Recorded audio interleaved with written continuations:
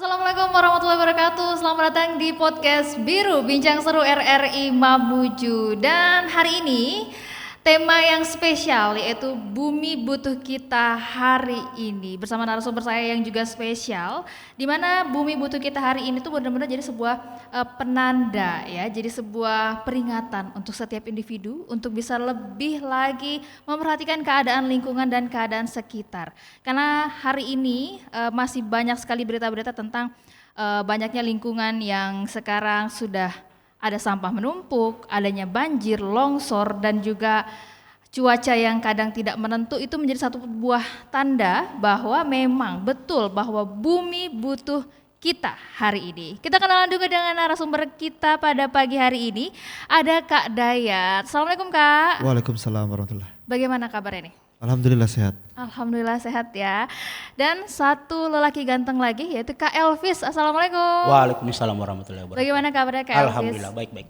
Iya, dan saya juga Indah Medi yang akan memandu podcast Biru kali ini. Tetap nonton di YouTube RRI Mamuju ya. Dan tadi Kak Elvis nih dan Kak Dayat, kita tema hari ini kan Bumi Butuh Kita hari ini. Ini jadi kadang juga berita-berita tentang bumi ini lagi marak ya.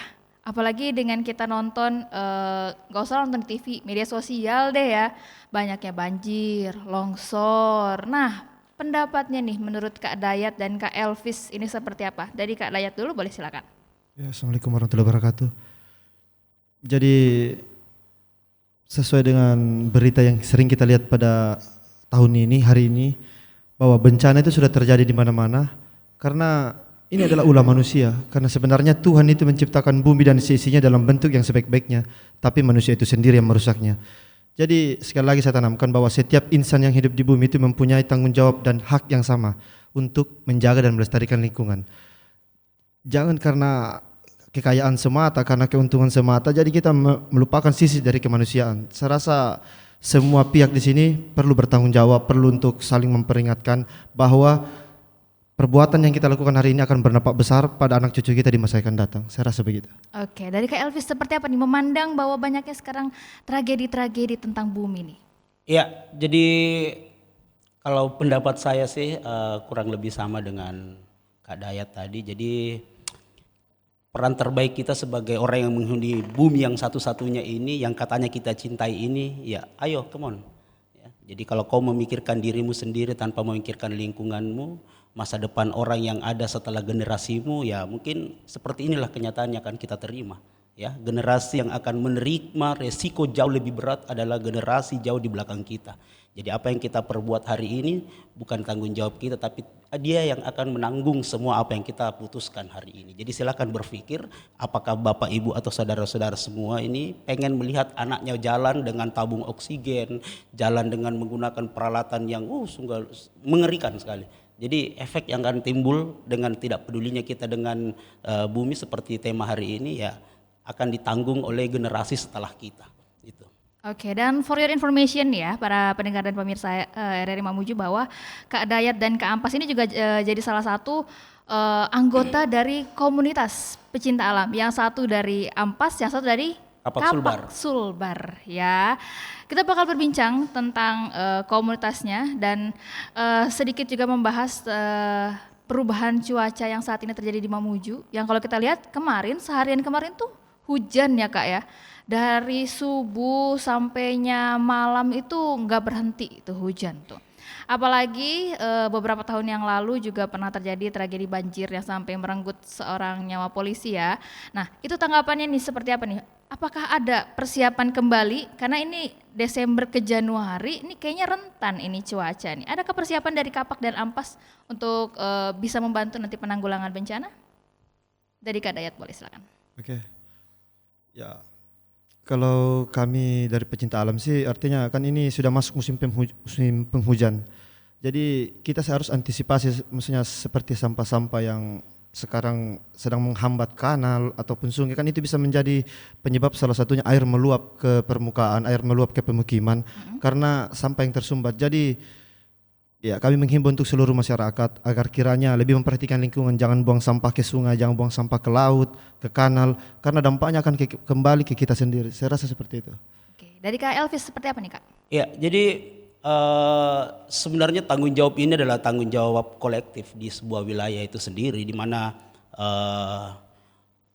yang masyarakatnya sadar, syukur-syukur pemerintah kita sudah mengeluarkan beberapa peringatan. Jadi BPBD Kabupaten Mamuju itu sudah pernah mengeluarkan peringatan dini terkait masalah bencana hidrometeorologi yang terjadi di bulan, memang ada di September sampai bulan 2 nantinya, Januari sampai Februari itu kemungkinan ya cuaca ekstrim akan melanda sebagian besar wilayah Indonesia.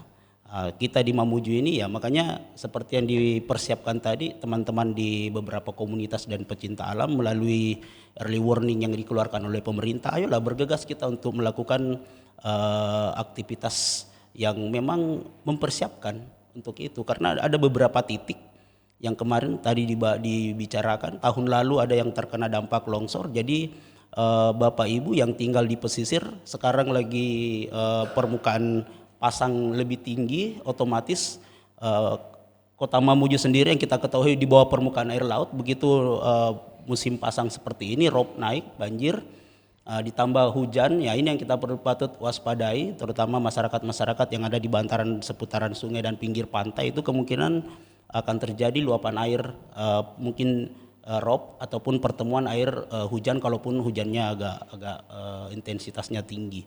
Jadi silakan mempersiapkan itu, masyarakat ayolah come on, lihat sekelilingmu, di depan rumahmu, di ganggang, di lorong-lorong yang kemarin mungkin tidak ada sampah.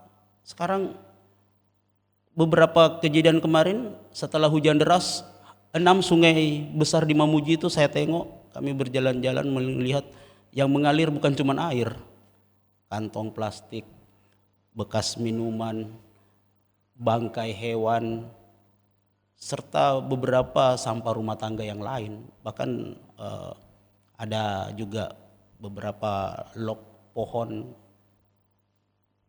Jelas ini bukti bahwa ada aktivitas yang memang di luar dari kewajaran kita sebagai masyarakat yang berisiko menyebabkan bencana di sekitaran kita. Jadi tolong mungkin dari sekarang ya, mengingat ini masih akan berlangsung lama, ada sekitar 2-3 bulan lagi yang sewaktu-waktu bisa terjadi, ya minimal lingkungan kita bisa jaga dulu lah, got-got, selokan, drainase yang ada di sekitaran kita kalau bisa bebas dari sampah dulu, untuk menghindari ya minimal tidak naik air lah kalau misalnya terjadi. Hal yang menarik nih Kak, bahwa beberapa hari yang lalu memang terjadi banjirop ya. Karena mungkin juga ada fase, karena BMKG juga sudah mengeluarkan peringatan ya, hidrometeorologi itu. Nah, dan juga ada juga banjir rob yang terjadi di Jalan Tuna dan Geraha Nusa kalau nggak salah ya Kak ya. Nah, itu sebenarnya banjir rob ini kenapa sih bisa terjadi, dan itu tuh cara pencegahan kalau banjir rob itu seperti apa? Kalau banjir kita tahu lah jangan buang sampah sembarangan, tapi kalau banjir rob ini seperti apa ini? Ya, banjir rob ini adalah aktivitas bulanan ya. Jadi ini merupakan siklus bumi itu sendiri. Jadi tidak bisa dihindari lagi, karena memang hujan tidak hujan air laut akan naik. Itu kan yang mempengaruhi itu kan terkait dengan siklus peredaran satelit bumi yaitu bulan. Jadi semakin dekat posisi dia dengan tempat kita berada, makanya permukaan air laut itu ketarik oleh daya tarik bulan sehingga terjadilah pasang namanya. Jadi itu berlangsung cuman 4-5 hari biasanya puncak tertinggi dari banjir rob. Penanganannya ya mungkin tidak ada jalan lain. Kalau di Jakarta sekarang itu dan beberapa kota besar yang juga di bawah permukaan air laut, Mamuju di bawah permukaan laut lah kotanya. Jadi memang dibutuhkan, bahkan mereka akan menggadang-gadang akan membuat giant sea wall untuk membendung ini. Jadi ya apa boleh buat, rumah yang kerendam banjir rob ya berpikir dari sekarang untuk bisa membenahi, karena itu setiap tahun akan hadir ya, ditambah lagi dengan kondisi cuaca misalnya hujan ekstrim ya, jelas ini di Mamuju 2 jam hujan saja itu sudah terjadi genangan bukan kenangan lagi ya. Kalau orang bilang ya, hujan membawa kenangan, cari tamati di sini itu membawa genangan. Betul. Karena kalau saya lihat juga di media sosial kayaknya kemarin atau tadi malam ya, karena hujan, itu kali Mamuju tuh betul, yang lewat itu bukan hanya air, tapi sudah sampah. Dan selalu kali Mamuju jadi tempat favoritnya banjir ya. Nah ini ada nggak ini dari komunitas sendiri sosialisasi bahwa ayo ibu-ibu atau ayo masyarakat supaya stop buang sampah sembarangan, seperti apa ini? aksinya dari komunitas sendiri. Dari Kak Dayat silakan. Begini, kami kan sering sosialisasi di daerah Padang apa istilahnya masuk Kalimamuju Mas itu. Kata teman-teman di dalam itu petugas kebersihan masih jarang ada yang masuk.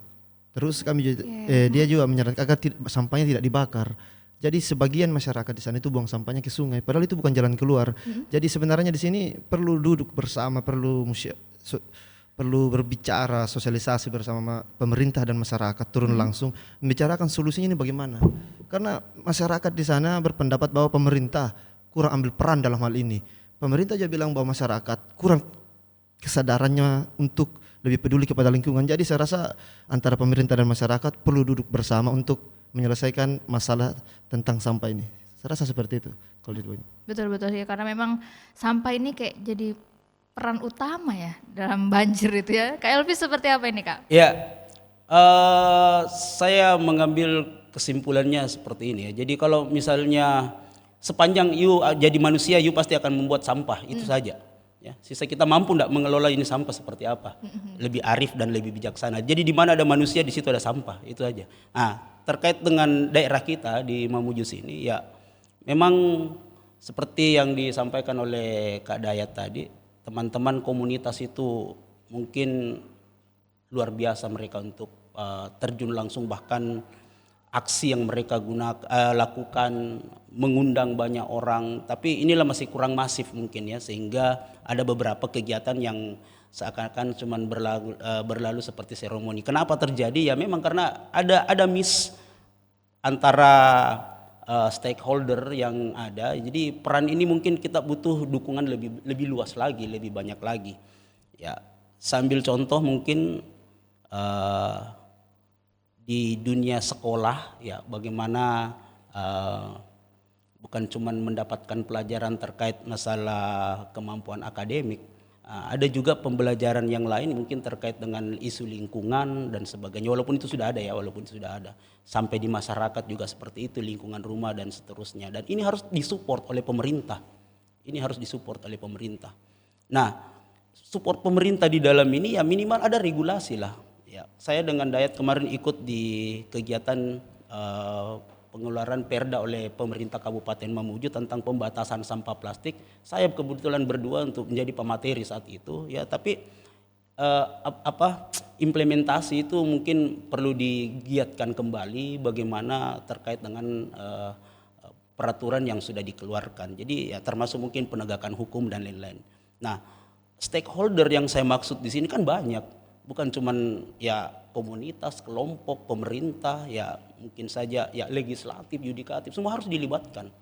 Nah, armada yang kurang di DLHK misalnya oleh Dinas Lingkungan Hidup untuk kabupaten, ya seperti yang kita lihat sedikit sekali yang beredar, sedikit sekali yang beroperasi. Nah, itu kan butuh support. Jadi misalnya Dinas Lingkungan Hidup meminta penganggaran untuk pengadaan bantuan ya minimal 30-70 truk untuk pengangkut, ya siapa yang meng-ACC anggarannya? Ya minimal legislatif harus bisa. Jadi memang kalaupun itu berat, misalnya penganggaran yang kurang ditambah lagi kita ada efisiensi oleh negara dan sebagainya, ya mungkin saya bisa ada tawaran mungkin ya minimal penegakan hukum lah ya, penegakan hukum misalnya berlakukan denda bagi yang tidak menaati. Jelas sekali undang-undang oleh negara membuang sampah di sungai itu akan didenda, ancaman hukuman pidana dan kurungan. Jelas sekali. Coba Bapak Ibu jalan di sepanjang sungai-sungai besar di Mamuju, pelangnya itu terbaca jelas. Membuang sampah di sungai itu ancaman hukumannya jelas, denda penjara ada bahkan sebagainya. Jadi kalau itu dipertegas ya melalui denda dan sebagainya, itu kan bisa digunakan lagi untuk operasional orang-orang yang mau aktif di lingkungan. Jadi kayak macam di beberapa kota besar, pasukan kuning yang biasa itulah sebenarnya pahlawan sebenarnya menurut kami ini. Mereka ini adalah orang-orang yang bergelut langsung.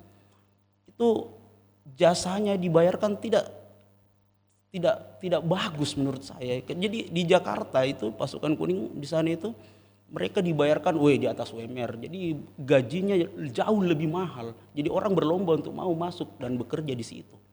Sisa pengawasan kinerja kurang bagus kok diganti, yang antri di belakangmu 200 orang, gajimu tinggi, lebih tinggi dari pegawai di golongan 2, golongan 3. Jadi orang mau. Nah kalau ini yang tidak ada yang mau, bagaimana bisa jalan? Saya kira demikian. Betul-betul, karena kalau kita lihat mungkin orang juga banyak yang menyepelekan itu pasukan kuning gitu ya, karena mungkin dilihat pekerjaannya kotor, tapi justru sebenarnya malah mereka pahlawan sesungguhnya ya, mereka yang bisa membantu kita untuk menjaga lingkungan ya. Kalau di sini sudah ada belum nih pasukan-pasukan seperti itu di Sulawesi Barat? Ada dinas lingkungan. Ada ya dinas Iya, lingkungan ada. itu ya? Ada. Oke. Ya inilah menurut saya ya silakan pemerintah pikirkan untuk itu. Jadi orang menjadi salah satu prioritas pekerjaan yang orang mau masuk di situ karena penghasilannya bagus. Iya, betul. Dari Dihargai segi dengan kesejahteraan antara pasukan kuning yang di sana yang di sini jelas signifikan, artinya berbeda jauh. Iya, memang harus disejahterakan ya. Disejahterakan Iya, supaya orang betul. mau Iya, betul. bekerja betul, di betul. situ. Betul, karena kalau kita itu yang selalu ada di jalan pinggir-pinggir jalan setiap pagi itu ya, Ya, yang biasa ya, menyapu Dari ya. wilayah kabupaten. Iya ya, dari dinas Itu pun lingkungan ya. saya pikir tidak terlalu banyak jumlahnya, kasihan karena mereka memilih resign dan mencari pekerjaan yang lain. Iya, betul sekali, Iya. betul sekali. Nah, memang kita harus menghargai dan semoga pemerintah ke depannya bisa menghargai pekerjaan-pekerjaan Iya, iya. mereka ini ya. Nah, kalau misalkan kita lihat tadi kan juga sempat katanya dikatakan bahwa kenapa banyak sampah dibuang di kali karena tempat orang-orang yang mengambil sampah belum sampai ke tempat-tempat tersebut. Itu jadi seperti apa nih menurut Kak Elvis dan Kak Dayat solusinya yang baik untuk penanganan sampah secara mandiri? Kalau memang belum ada pemerintah yang bisa menangani sampah tersebut, seperti apa nih langkah sederhananya? Ya, kalau menurut kami komunitas yang pertama yang harus dibangun itu ya TPS 3R, bank sampah. Jadi kita harus memaksimalkan potensi sumber daya manusia yang ada di sana, merekrut jiwa-jiwa muda untuk lebih terkesan mencintai lingkungan. Artinya sampah-sampah plastik yang masih bisa digunakan tidak perlu dibuang ke sungai. Kita bisa kelola baik itu berupa karya seni atau kita kelola menjadi sebuah hasil yang ada nilai ekonominya. Jadi saya rasa di sini juga perlu peran pemerintah. Jadi bukan cuma komunitas di sini. Pemerintah juga harus turun langsung memberi kesan yang baik kepada anak-anak muda, memberikan peluang kerja di situ. Jadi selain mengurangi tingkat pengangguran, juga mengurangi dampak sampah yang akan dibuang ke sungai. Karena seperti yang diketahui pada saat ini, seperti yang dikatakan tadi Kak Elvis, armada itu masih sangat kurang. Nah, itu salah satu faktor. Ada yang 3 hari bahkan sampai 1 minggu sampahnya itu masih belum diambil oleh petugas kebersihan. Ya karena ini rolling, ini sip-sipan. Jadi sekali lagi untuk pemerintah kita harus prioritaskan ini soal lingkungan, karena kalau kita berbicara soal lingkungan itu akan masuk ke segala aspek, baik aspek sosial, ekonomi, kesehatan, pendidikan, semua akan masuk. Kalau kita bicara tentang lingkungan, memang ada efisiensi anggaran, tapi sekali lagi ada yang dibilang prioritas. Maka sekali lagi untuk pemerintah bukan menyela atau menghina pemerintah, tapi ini sekali lagi pemerintah harus ada prioritas. Ada regulasi yang jelas. Regulasi bukan cuma hanya dibuat, tapi diimplementasikan dan dijalankan. Regulasi dibuat untuk dijalankan, diawasi terus dijalankan agar regulasi yang dibuat itu tidak sebatas hanya hitam di atas putih, tidak sebanyak atas peraturan, tapi ada yang mengawasi. Saya rasa seperti itu. Dari Kak Elvis tanggapannya seperti apa nih? Ya, mungkin hemat saya tidak ada jalan lain kalau tidak bekerja bersama, ya, tidak bekerja bersama. Jadi kita silakan mengambil peran terbaik masing-masing lah. Jadi kota ini adalah kota kita bersama, rumah kita bersama, tempat kita bersama. Silakan masuki Kota Mamuju, mulai dari gerbang sana itu sudah mulai ada yang kita lihat tidak bagus. Iya, betul. Keluar Kota Mamuju juga sama. Ya, artinya simpul-simpul yang menyebabkan ini tidak baik, simpul terutama ya saya sebut sampah saja ya, itu ada beberapa titik dan bukan tidak ditahu pelakunya. Ya. Ada banyak. Sampel, saya kasih contoh ya, misalnya ada beberapa sekarang pengembang untuk perumahan dan sebagainya. Jadi masalah sampahnya belum deal, perumahannya sudah jadi. Ini pengelola sampahnya seperti apa, dibawa kemana. Jadi ada beberapa perumahan yang tidak dikelola itu sampahnya. Cukup mereka berkumpul saja, mencari tempat yang tidak banyak orang lihat, jadi satu kompleks buang di situ. Mohon maaf, di sini dekat dari kita ada pernah orang kompleks, saya tahu kompleks perumahan dari sana yang buang sampah di situ.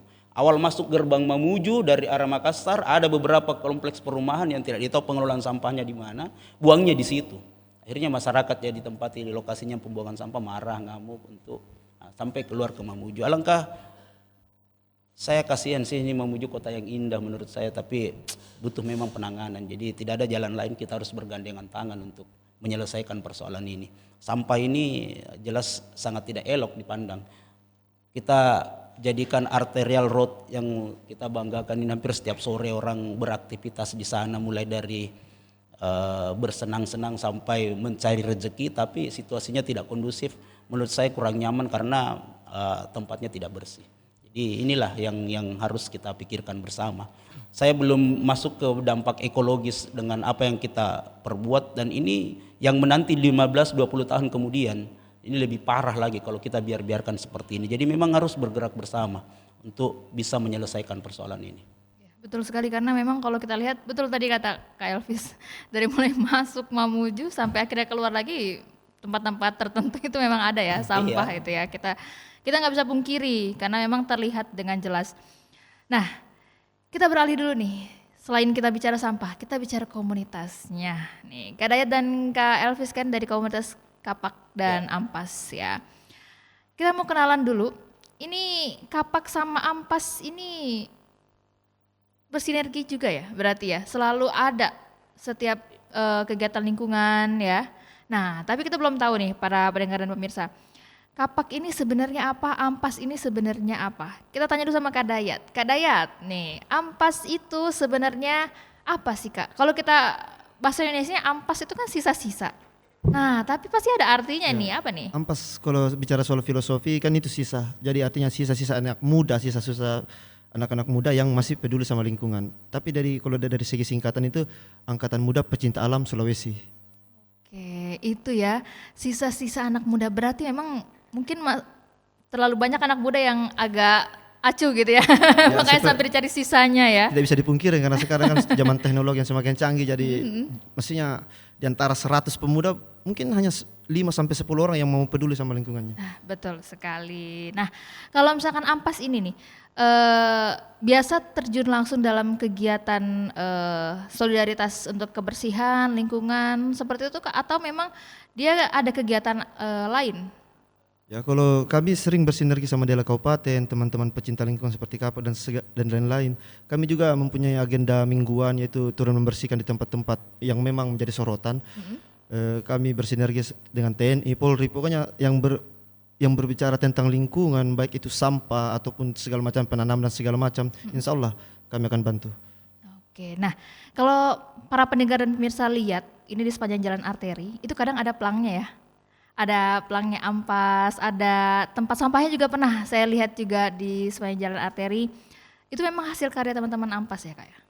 Ya, kami bersinergi dengan beberapa pihak, baik dari legislatif, yudikatif. Kami artinya kami tidak menutup, tapi kami tidak tersentuh oleh politik. Artinya kami tetap berjalan sesuai dengan apa yang menjadi misi kami, tapi kami bekerja sama dengan semua pihak yang mau bekerja sama. Betul, bersinergi terus bersinergi. Ya Kak ya? Betul sekali. Nah, kalau sejauh ini kegiatan apa nih yang sudah terjadwal atau sudah terlaksana, kegiatan besar di Sulawesi Barat dari Ampas sendiri ada Kak?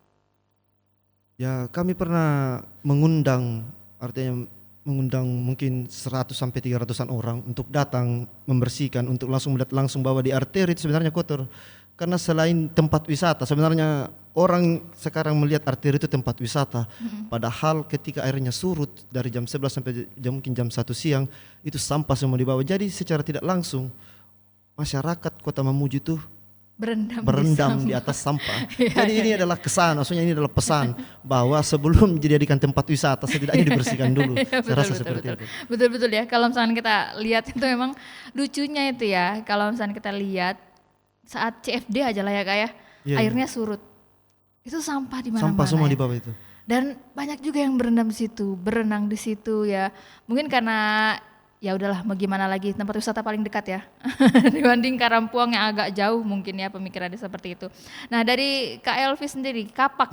Ini kalau Kapak filosofinya apa nih? Alat benda tajam nih. Serem banget ini nih. Bagaimana kok jadi pecinta alam dari Kapak ini Kak? Ya, Kalau orang dengernya mungkin ya kapak sulbar loh, ternyata jadi bahan untuk tindak kejahatan mungkin ya. Karena betul. yang terkenal di Jakarta itu salah satu bajing loncat ya kapak merah namanya. Ya. Ya, Instagram. Makanya Ya. seperti Oke, apa jadi nih Kak? kapak itu adalah merupakan sebuah singkatan juga dengan filosofi yang hampir sama dengan teman-teman pecinta alam lain. Kami itu Korps Adventure Pecinta Alam Kalomang. Jadi ini adalah merupakan sebuah organisasi kepecinta alaman di mana tempat berkumpulnya dan wadah anak-anak yang ada di Sulbar yang punya visi dan pemahaman yang sama terkait dengan sosial, budaya, kemudian seni mungkin pendidikan ya terkait ya terutama dengan isu-isu lingkungan ya. Jadi kami sudah 18 tahun ada di Sulbar sini. Jadi kalau kontribusi kami mungkin selama 18 tahun ya mungkin kalau ada yang belum dengar Kapak Sulbar boleh bermain-main dengan akun sosmed Kapak Sulbar, silakan supaya bisa monitoring kami ngapain aja selama ada di Sulawesi Barat sekira gitu. Wah, Kapak Sulbar. Ternyata ada kalomangnya ya. Yes. Kenapa itu Kak ada Oke. kalomangnya? Lucu banget ini ada lucu lagi. kalomangnya. Nah, gitu. Ya, jadi ini sangat filosofis juga kalau saya mau jelasin, mungkin butuh waktu agak lama tapi biarlah saya dengan ringkas saja. Ya, Tahu apa itu kalomang? Tahu? Yang itu kan kayak siput-siput itu yang nyapit iya, ya. jadi filosofis kalomang itu adalah salah satu binatang pengurai yang terbaik. Indikator sebuah lingkungan itu masih aman terjaga kalau binatang itu masih ada. Kalomang ini hidup mulai dari laut, muara, sampai darat, gunung pun masih ada. Di gunung ada kalomang? Ada. Serius? Iya. Karena saya nggak pernah naik Serius. gunung jadi makanya saya Ya, nanya nih, betul jadi ya Kak ya? Binatang ini hidup hampir di semua tempat, menjadi binatang pengurai. Jadi kembali lagi ke sampah ya, kami bisa menguraikan semua sisa sampah organik itu. Kalau kalomang masih ada di situ masih aman. You buang bangkai ayam di situ tidak beberapa lama habis. Sisa-sisa organik yang lain, tanaman, tumbuhan dan sebagainya bisa diurai oleh kalomang. Dia itu akan meninggalkan cangkangnya kalau ukurannya sudah semakin besar. Jadi anak-anak kalomang itu harus up terus, tidak boleh stuck di satu tempat. Wah. Hidup di mana saja di semua alam. Wah, keren banget filosofinya ini ya. Dari binatang kecil ternyata dia mempunyai banyak sekali arti dan banyak sekali fungsinya kalomang ini. Nah, kita lanjut nih balik lagi bicara tentang isu-isu lingkungan ya. Kalau Kak Elvis dan Kak Dayat lihat sendiri, setelah waktu itu sempat banjir yang besar-besaran di Mamuju 2018 ya kalau nggak salah, 2018, 2019 saya sempat lupa ya. Sampai saat ini ada nggak sih perbaikan lingkungan yang terjadi di Mamuju? Dari Kak Elvis silakan. Ya.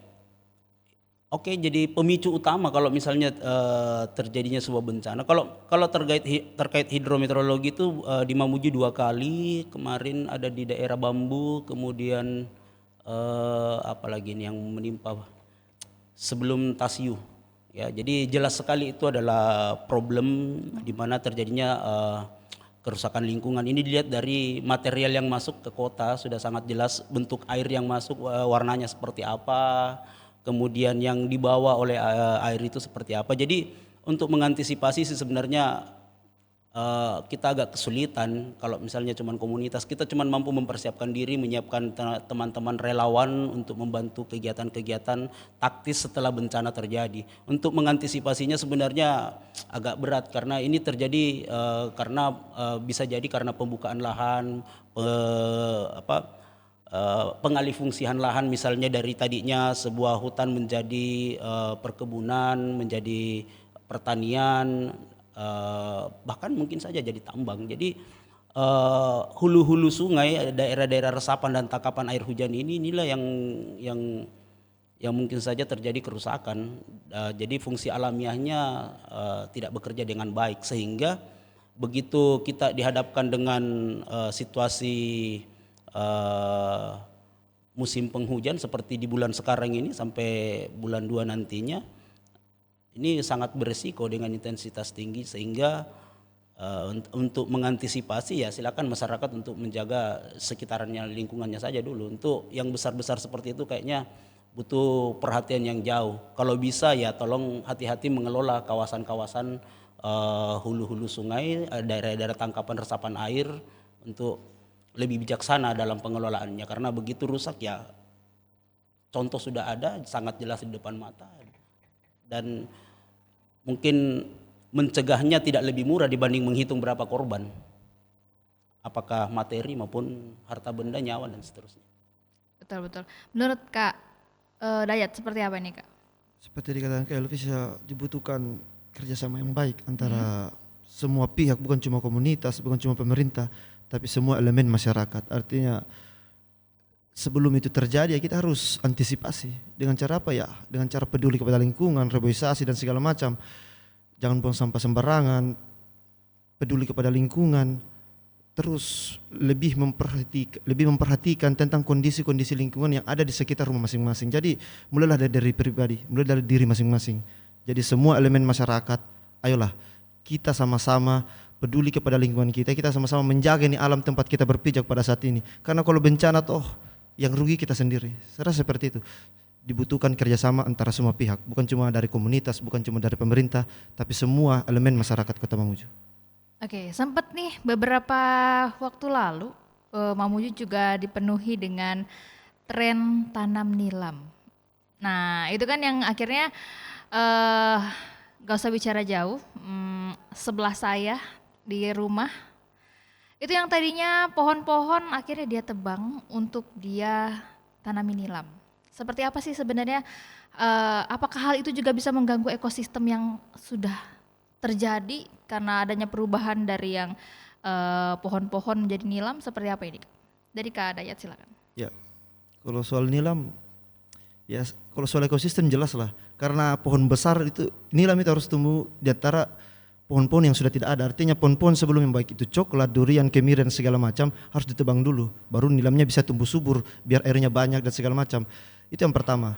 Kedua, untuk pembakaran proses penyulaman nilam itu dibutuhkan juga kayu yang besar, kayu yang sangat banyak. Jadi otomatis kayu yang sangat banyak, harga juga yang sudah semakin tinggi. Jadi banyak orang yang tebang pohon dan segala macam, itulah akan terjadi longsor. Jadi di sekitaran ketika kita berjalan dari sini ke Makassar itu di pinggir-pinggir jalan sudah banyak hutan, bukan ya gundul, karena sebelumnya itu di situ pohonnya pohon-pohon yang tinggi, akarnya bisa menahan tanah agar tidak longsor, menyerap air dan segala macam. Tapi karena nilam dari sisi ekonomi juga menguntungkan, karena itu berbicara tentang mata pencarian masyarakat juga ya, masyarakat petani. Jadi Serba salah ya. serba salah kalau begini, maksudnya kami tidak tahu kalau berbicara tentang ekosistem ya jelas merusak ekosistem, tapi mau di apa lagi?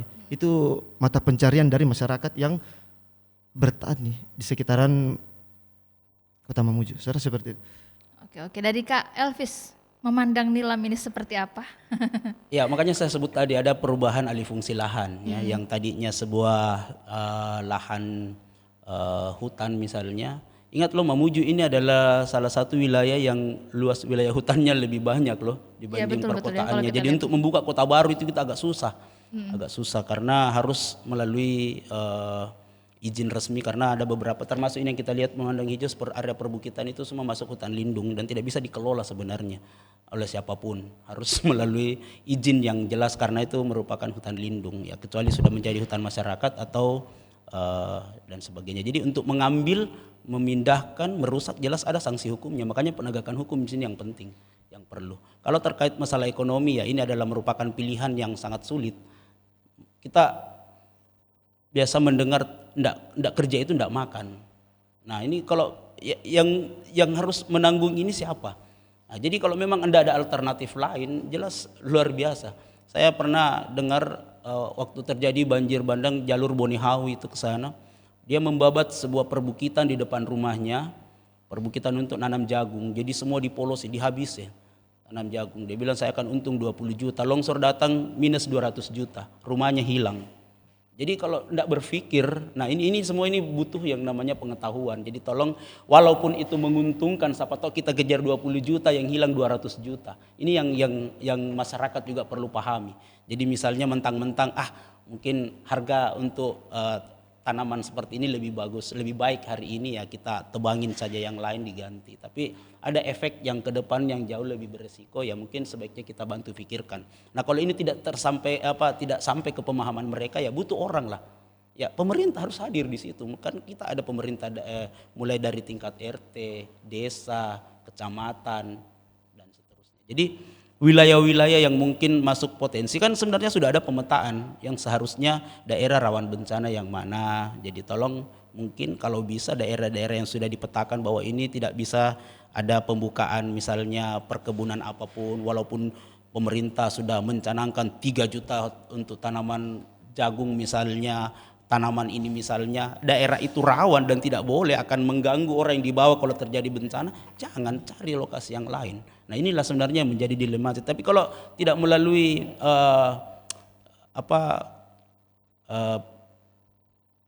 penelitian yang benar, yang baik, akan terjadi bencana nantinya kalau memang tidak menjadikan sebagai pusat perhatian. Apa yang kita bisa bayangkan kalau misalnya daerah tangkapan air bersih saja ini perbukitan muara hulu dari Sungai Karema itu pernah terjadi karena memang ada pembukaan lahan besar-besaran di sana sehingga terjadi begitu dapat kita badai siklon misalnya kayak yang terjadi di Sumatera dengan intensitas curah hujan yang ekstrim ya akan terjadi dan itu akan berulang. Itu akan berulang. Betul-betul. Nah, mungkin masih ada juga pendengar dan pemirsa RRI yang belum tahu nih di daerah Mamuju ini sebenarnya peta-peta rawan bencana ini di mana aja nih Kak? Yang jelasnya untuk data yang seperti itu kita tidak boleh ngomong sembarang, harus melalui badan. Harus dari instansinya langsung ya. Saya kira untuk mendapatkan data seperti itu ya jelas mungkin kalau di kabupaten ada di BPBD ya, kemudian BNPB kalau di tingkat provinsi BNPB Sulawesi Barat dan BPBD Kabupaten Mamuju. Jadi untuk data-data yang seperti itu ya mungkin lebih jelasnya lagi daerah pemetaan yang rawan bencana, yang mana masuk bencana banjir misalnya, pesisir, angin kencang, longsor dan sebagainya bisa dilihat di sana. Dan saya pikir itu sudah tersampaikan semua sampai ke daerah-daerah termasuk pemerintah desa maupun kecamatan. Oke, baiklah. Nah, ini kan kalau bicara tentang buang sampah, kita mau tahu dong cara Kak Dayat dan Kak Elvis mempraktekkan ke anak-anak. Ya, anak-anak yang masih usia di bawah umur itu untuk Dek jangan buang sampah sembarangan. Itu bagaimana cara ngajarinnya nih? Ada tipsnya kah? Karena kan memang kalau bicara buang sampah memang harus diajari sejak dini ya. Karena kalau udah besar tuh jadi sebuah kebiasaan. Seperti apa nih dari Kak Elvis dan Kak Dayat? Sebelumnya sudah ada anak belum nih? Sudah ada ya? Nah gimana cara ngajarinnya nih? Kalau Kak Dayat dulu silakan nih. Ya, saya anggap anak saya itu sebagai teman. Jadi bagaimana yang saya lakukan dengan saya punya tim di Ampas, ya begitu saya lakukan dengan saya punya anak. Artinya saya akan menjelaskan secara perlahan bahwa sampah itu harus dibuang, tidak boleh dibuang sembarangan. Karena kalau dibuang sembarangan, kan ini anak-anak. Ya, nanti kita ditangkap polisi, nanti kita begini. Jadi harus ada perbedaan antara anak-anak. Maksudnya dengan cara masing-masing lah. Kalau saya seperti itu, saya anggap anak saya sebagai teman. Dianggap sebagai teman ya supaya ayo nak jangan buang sampah sembarangan begitu ya, diajarinnya ya dengan dikasih takut-takut sedikit ya. Harus ada rasa takut sedikit. Oke, bagaimana Kak Elvis ini ngajarin anaknya nih supaya jangan buang sampah? Anak itu pencerminan sih. Seperti apa orang tuanya akan begitu anaknya. Jadi mohon maaf kalau anak merantasa, jangan mau cari yang lain dari orang tuanya gitu. Jadi jangan marahin orang lain ya. Jangan pusing. Jadi mohon sorry, generasi Mamuju ini menurut saya generasi yang sangat minim pemahaman terkait masalah kemampuan melihat lingkungan lebih baik. Ini terlihat kebetulan saya seorang pengajar. Saya sudah hampir 23 tahun menjadi seorang pengajar. Dan memang beberapa kali sosial eksperimen yang saya buat itu wow, luar biasa kepedulian mereka terhadap kebersihan ya, luar biasa. Jadi terkadang misalnya saya nyimpan sampah itu kan kalau misalnya di sekolah adiwiyata kan ada program dari Kementerian apa ini di sekolah adiwiyata lupa kehutanan kalau tidak salah ya.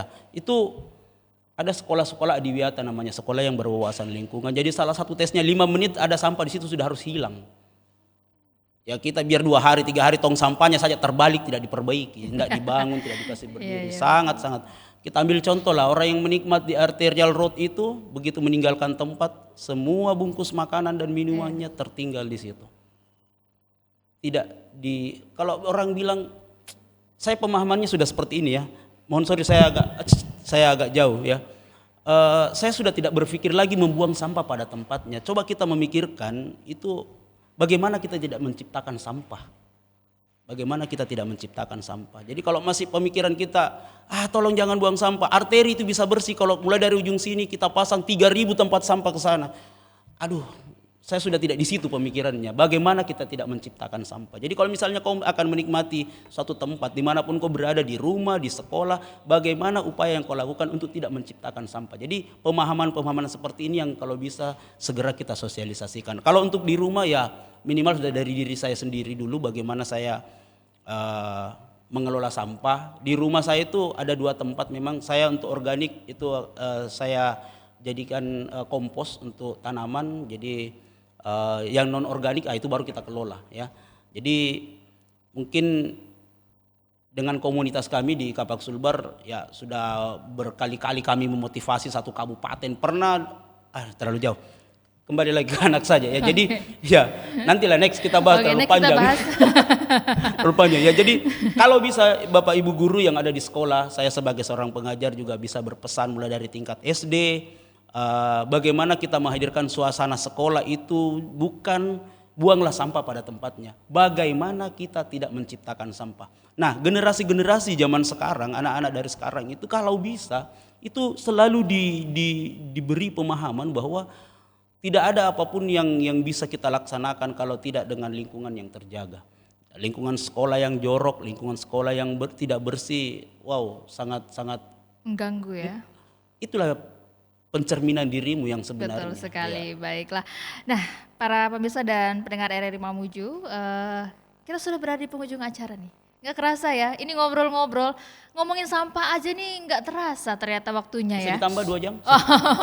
Boleh nanti next kita podcast selanjutnya ya, kita bahas lagi tentang lingkungan. Nah, terakhir nih kita closing statement itu pesan untuk masyarakat Mamuju dan terutama Gen Z nih ya, karena kan penerus selanjutnya kan Gen Z yang sudah siap ready.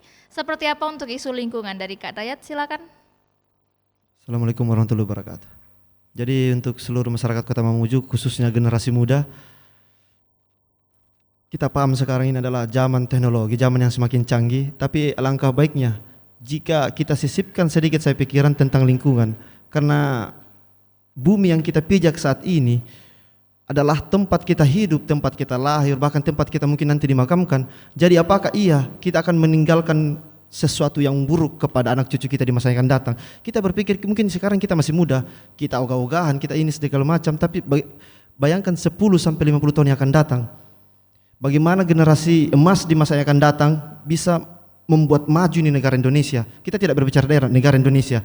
Karena kita berikan mereka PR yang sebenarnya bisa kita selesaikan pada saat ini, yaitu lingkungan. Jadi apa yang kita lakukan hari ini, maka itu yang akan didapatkan oleh anak cucu kita di 10, 50 atau di masa yang akan datang, 10 sampai 50 tahun di masa yang akan datang.